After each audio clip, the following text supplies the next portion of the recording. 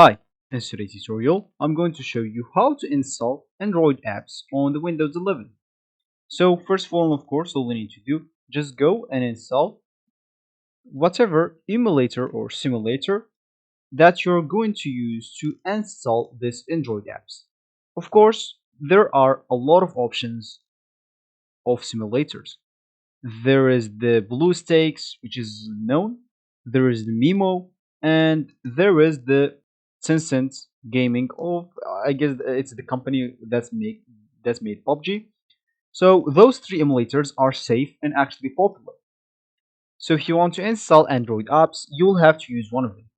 For me, I'm using Mimo, so I'm just going to open my app, and let's just wait until it's actually open. Here is it.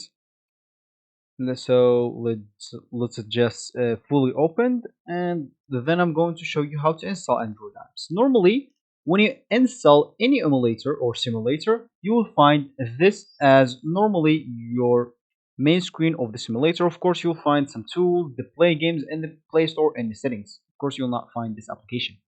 So what you have to do is just open the Play Store, and if it's your first time, they will actually ask you to sign in into your account, which is a Google account. So if you have one, just go and sign in into it. But if you don't, just go and create one.